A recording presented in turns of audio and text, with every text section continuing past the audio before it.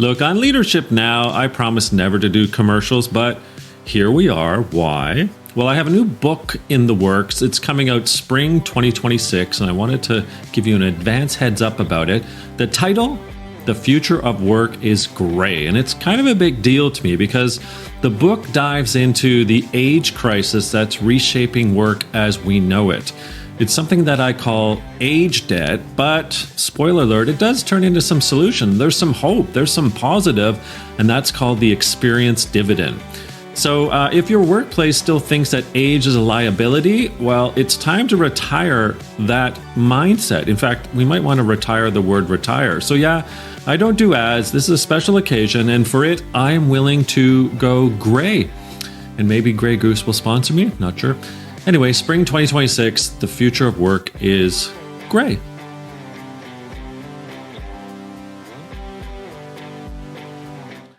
Hey everyone, welcome to another episode of Leadership Now with me, Daniel Pontifrac, in the house, an M&A love guru. That's what I'm going to call you, Jennifer. So short bio, Jennifer, and then we're going to get right into it. So Jennifer Fondrevay. Jennifer is a founder and chief humanity officer, that says it all, of Day1 Ready, which is a consultancy dedicated to guiding forward-thinking business leaders, owners, and C-suite executives through the human capital challenges inherent in mergers and acquisitions, herein known as M&A going forward. With a rich background as a Fortune 500 C-suite exec, Jennifer has firsthand experience leading teams through multiple multi-billion-dollar acquisitions. These experiences inspired her to author the best-selling and acerbic book, Now What?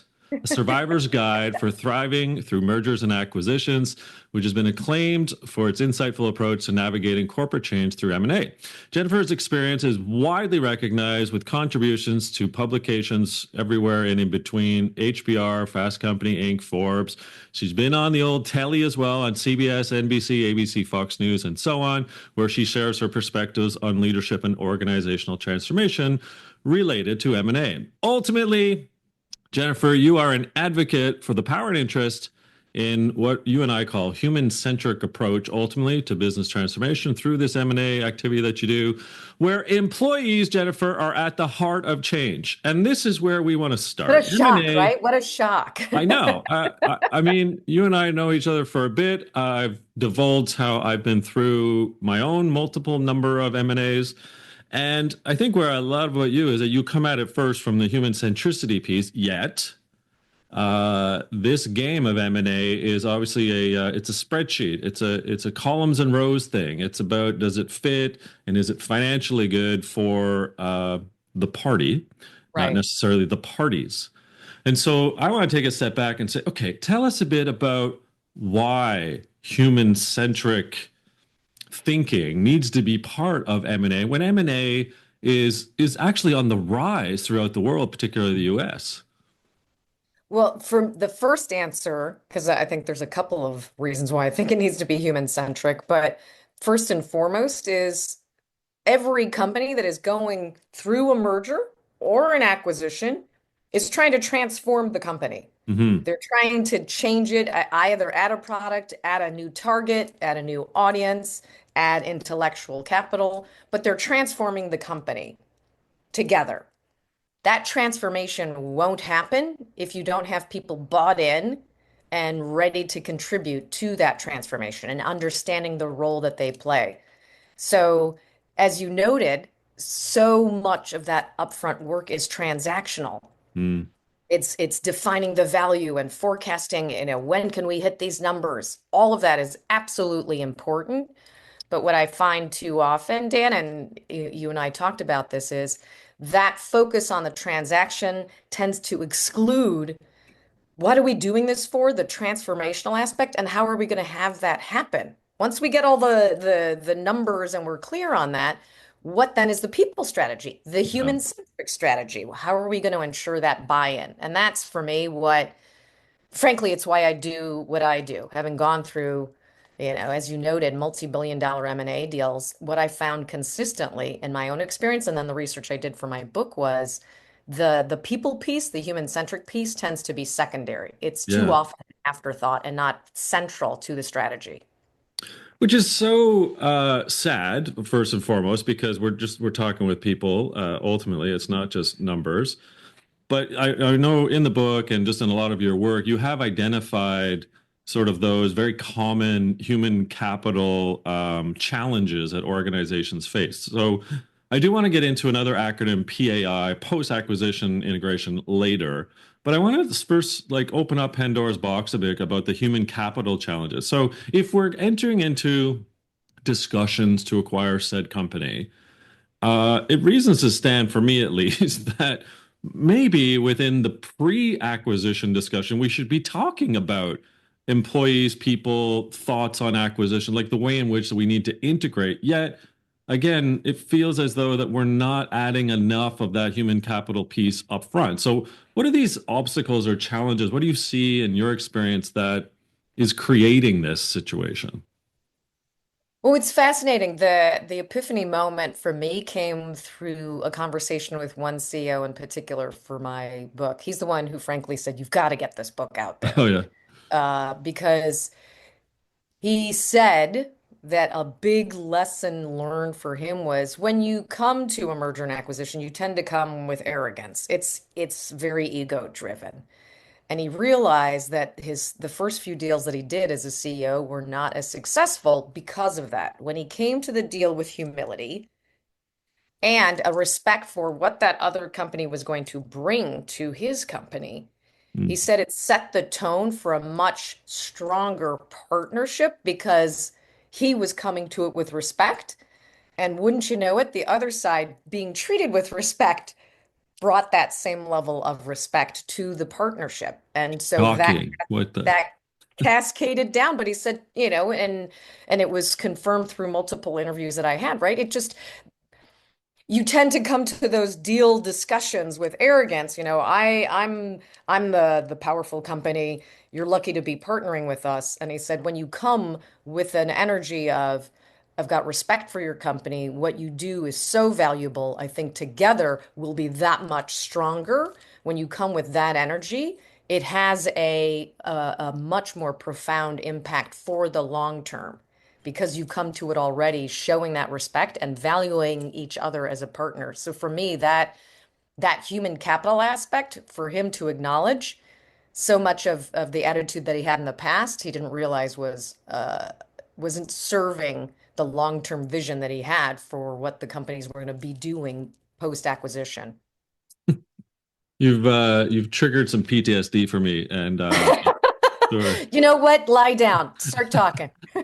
So a short-ish story. So the year is 2007. It's the spring, and at the time, I am working for a company called Business Objects, which is a billion-dollar BI company, and all the BI companies were basically kind of in the market of being acquired by the SAPs, the IBMs, the Microsofts of the day. Yeah.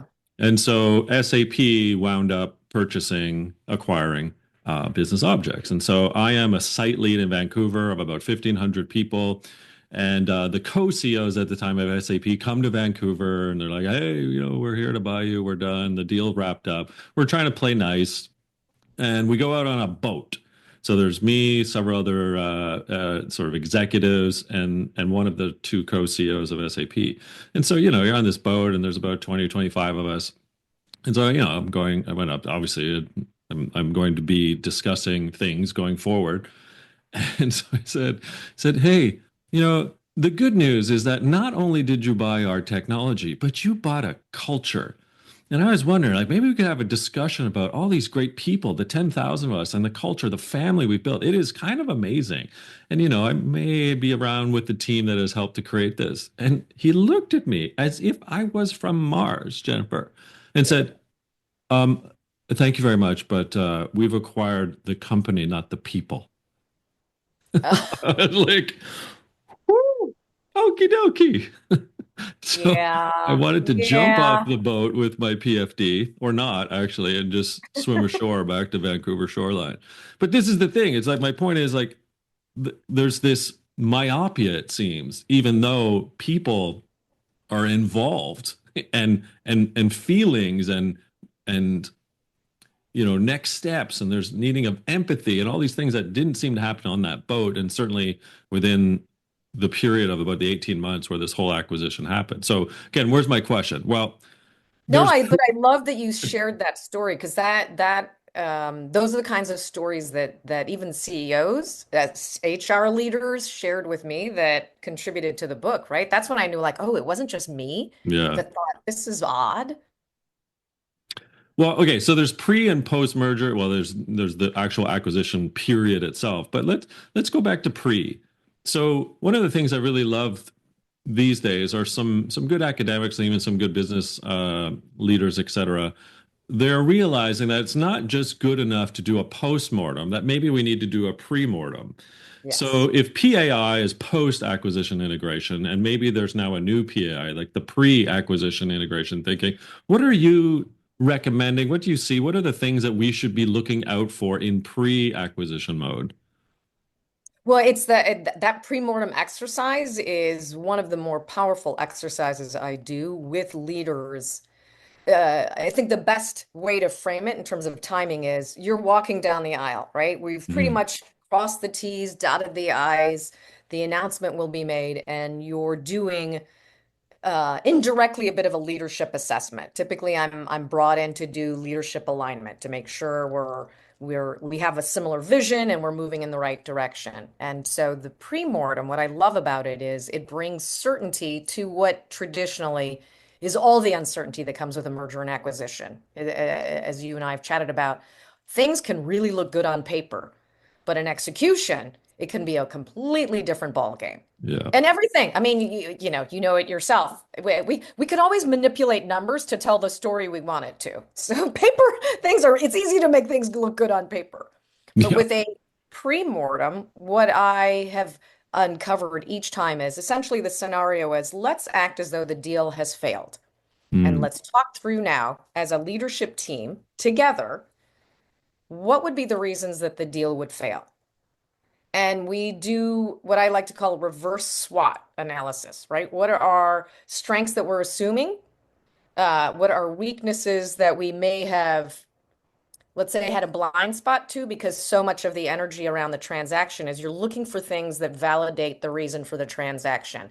And you tend to discard or put to the side little red flags that might say, we need to pay attention to that. Okay, we will, but we'll pay attention to it later. So I'll say in this pre-mortem, we're looking at our strengths, our weaknesses, opportunities, and threats. And we look at it holistically, not just the internal things, but externally, right? What are government sanctions, Mm. tariffs? What are things that countries could do that aren't in our control that might undermine a lot of assumptions that we made when we were focused purely on the transaction and looking for all the reasons that this is a smart deal to do.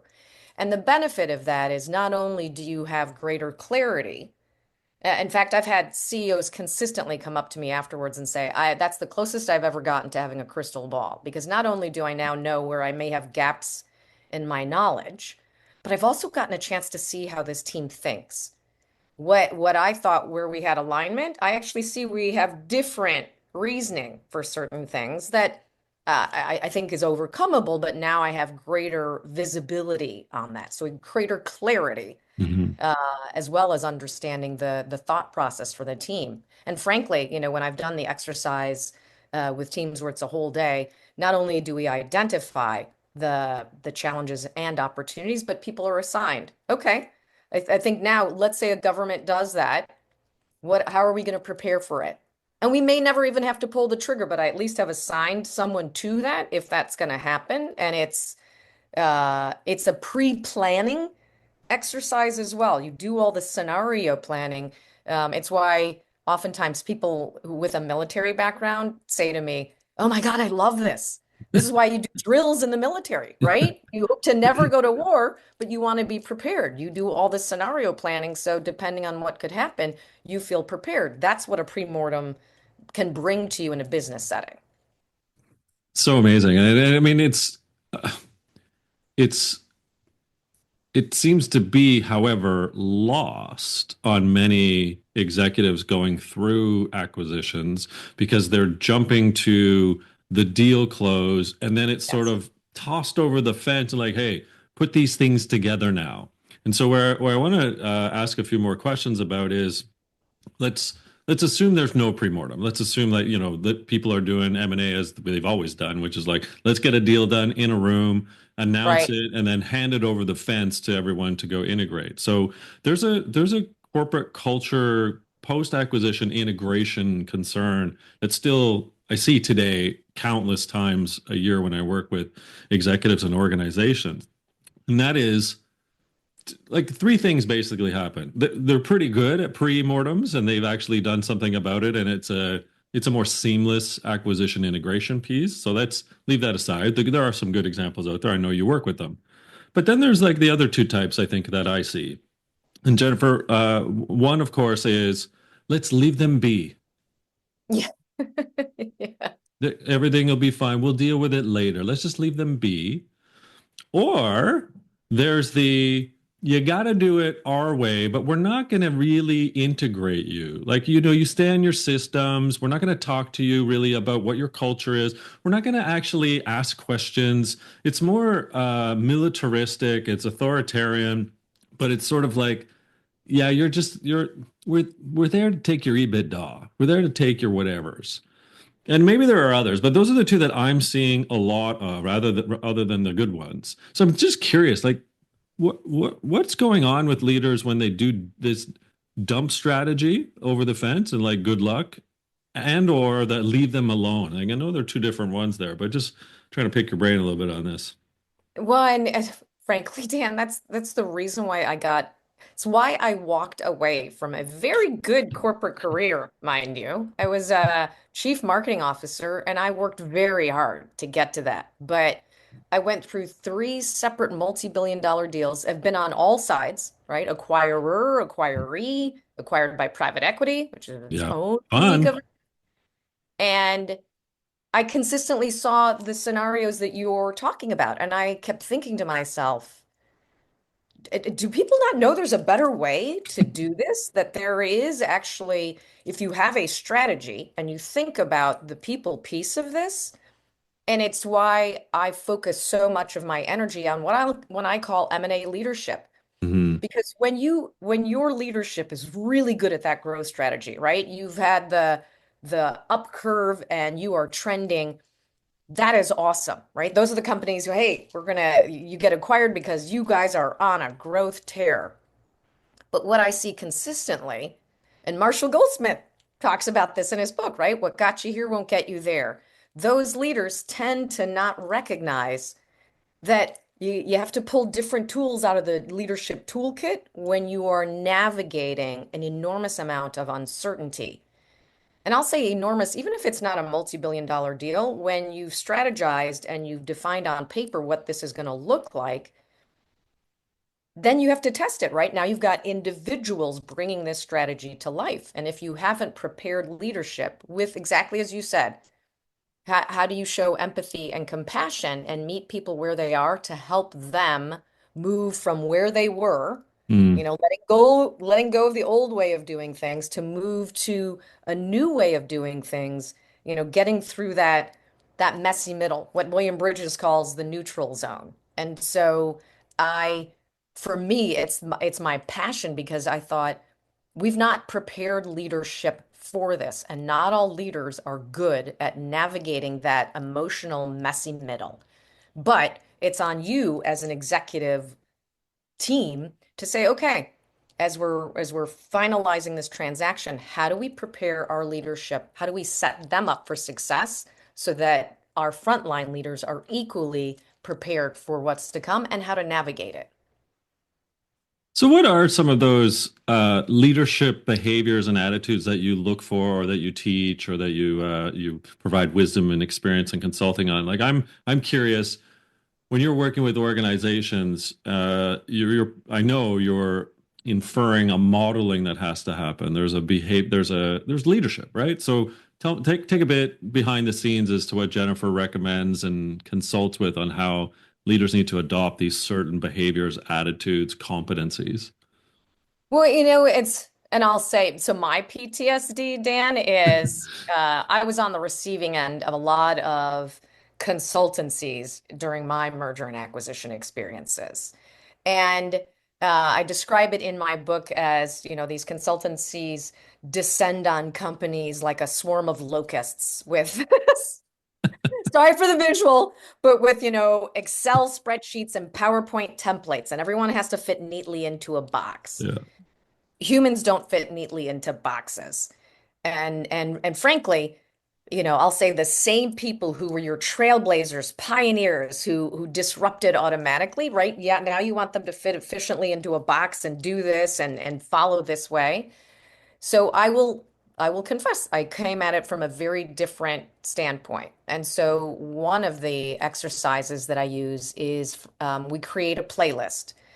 And the objective for this is to help get people from denial to acceptance. What I saw repeatedly and what my research proved out can be a very common um, aspect of a merger and acquisition is people have a hard time letting go of the company, letting go of the old company, right? Yeah. They deny this is happening. It's the ostrich head in the sand.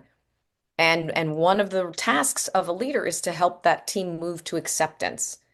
I talk about it as the M&A stages of grief. Hmm. You deny that it's happened and you just can't accept that my company is changing and I don't know what it's changing into. What And is, so, we don't need this logo. We have our own logo. What are you talking about? right, yep, tomorrow you got a whole new email. Yeah. And so I talk about that. That is an emotion, and these are not emotions we are typically used to experiencing at work.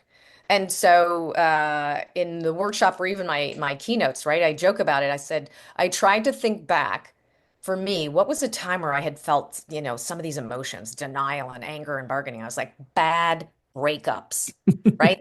The breakups where it's like, you're not breaking up with me, I'm breaking up with you, right? And then you're like, the bargaining stage is, oh, maybe we should get back together. And then you realize, no, no, no, no, we weren't right. I said, but you go through those stages of you finally accept, okay, maybe this wasn't the right relationship, and there will be the new, better relationship in the future. When you get to acceptance, it can be eye-opening, but you got to get to acceptance. And so I thought back, okay, well, when I went through those, not trying to make this all personal, Dan, but music, right? Little Led Zeppelin, AC/DC, Frank Sinatra, Beatles, Rolling Stones, Little Anita Baker. And so I thought, music can help you just not only articulate how you feel, get some of the anger out, but it also can help you see that it's a stage, right? The music that just expresses where you're at and where you want to go. And I've done this even in a room of 200 people where I'll say, okay, I want you to Wow. create a playlist, a very quick one. Pick a song that best describes how you felt when you first heard the news. Now I want you to pick a song that describes how you feel right now, and then pick a song that best describes how you want to feel 90 days from now. Ah, 90 lovely. days, 6 months. And what is fascinating to me is particularly when the senior leaders share their song list, they raise their hand and they get up, and you can see people in the audience going, wow, even our CEO. There was one that I remember in particular where a CEO said the song that she felt when she first got the news was the Beatles song, Yesterday, Oh, wow. right? But the song that she wanted to feel moving forward was Can't Stop Believing. Uh, and so it was wonderful because it was a unifying moment.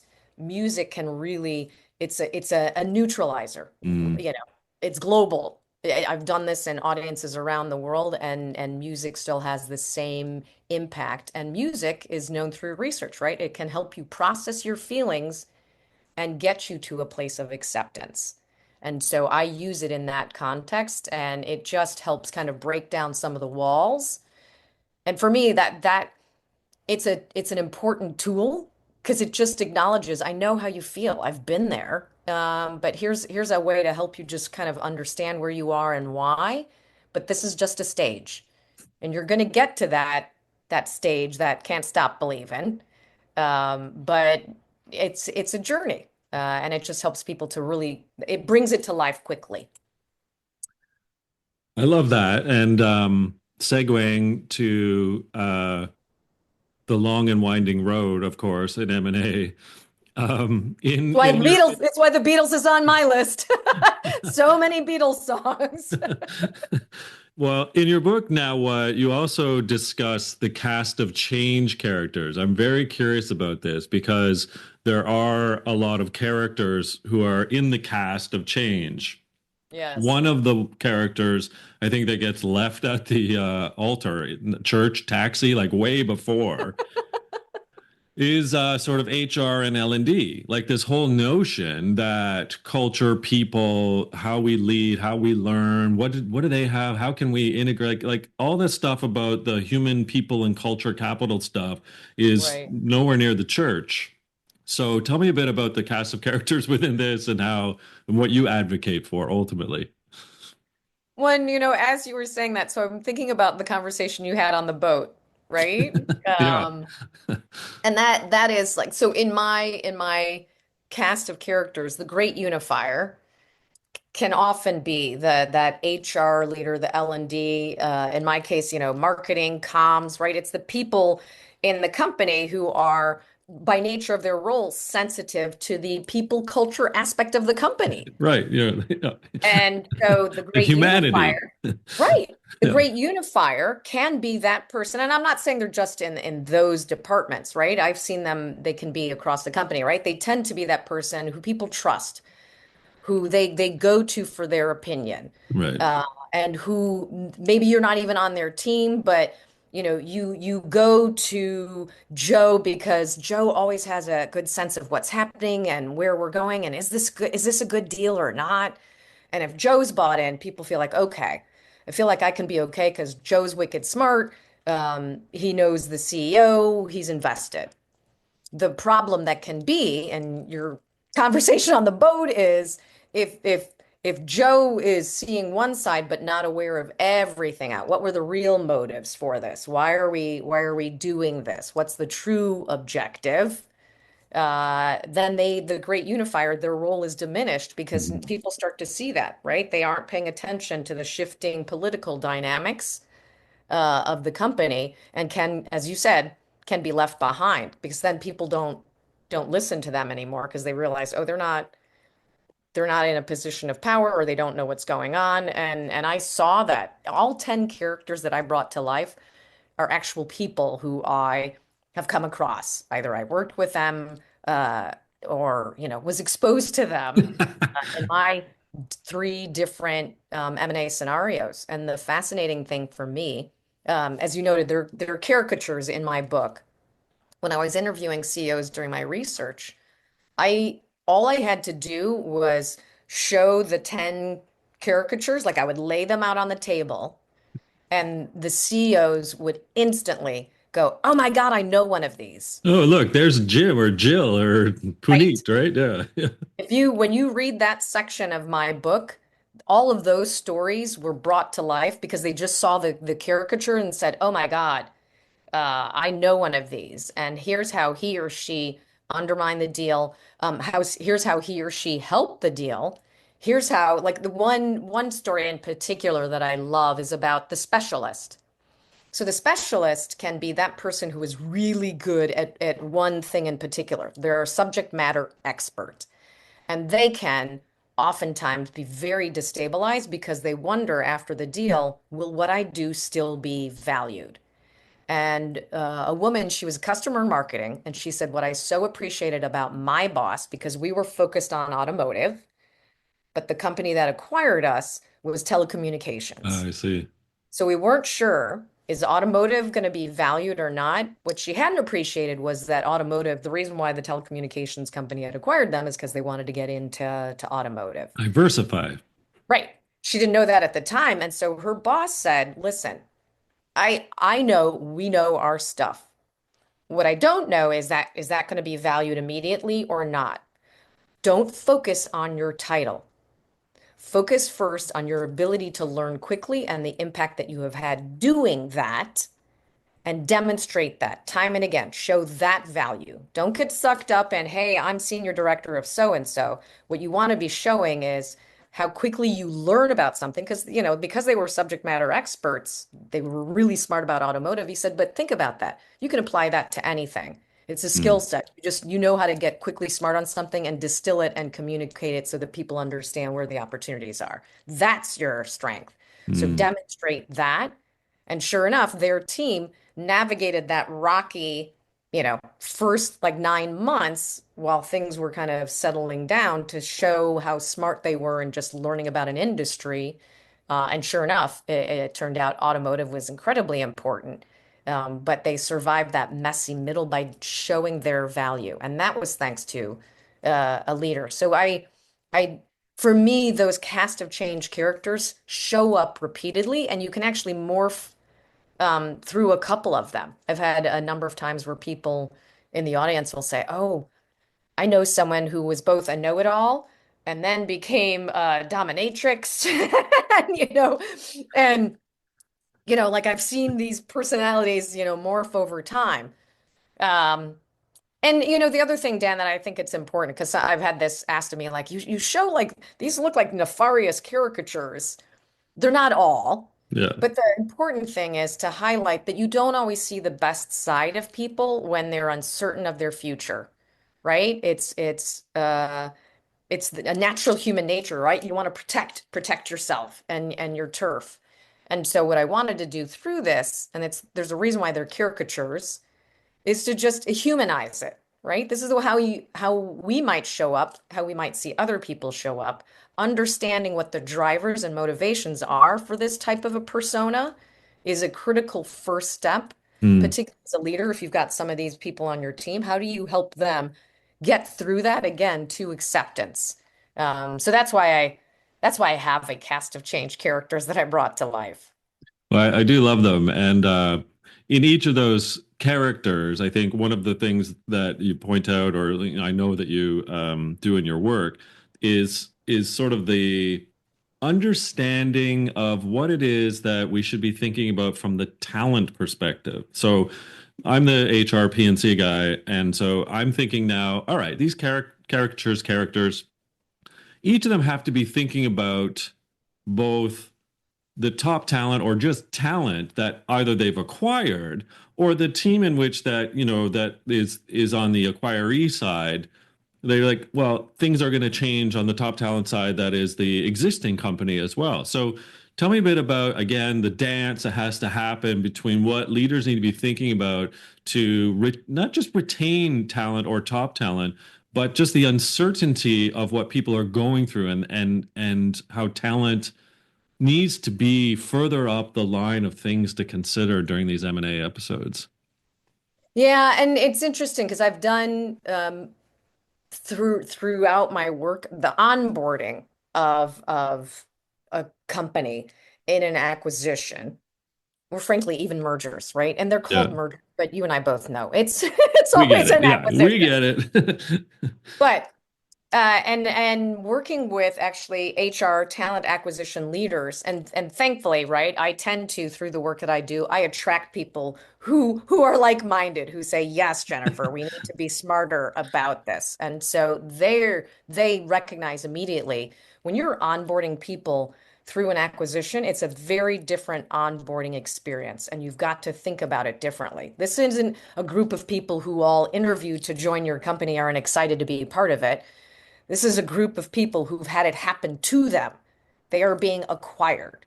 And Mm, so that onboarding experience, first acknowledging, hey, we want them to feel welcome, but it's got to go past the, hey, here's a mug and a t-shirt with my company logo on it and your company logo saying, better together. That's all good and well, but yeah, it's got to go past that. And so one of the things I've done, and I think you and I even talked about this, was the Culture Buddies yeah. program, right? How do we, and it's assigning people a culture buddy to help you get a sense of not only the culture you're coming into, but equally it's a two-way street. And the way I talk about it is if you want culture integration to work, think like a tourist, a good tourist, right? How do you learn each other's language? how do you help share with each other the unique things that you bring to this? And when you have a culture buddy, and the thing, one of the first exercises, like we'll have a list of, hey, here's things to think about as culture buddies. It's sharing with each other your acronyms. And you can always have a good laugh. Like the random acronyms that we have, what's the same thing that you have, but you use different acronyms. But it's getting to know each other's language, but then also like how to navigate internally.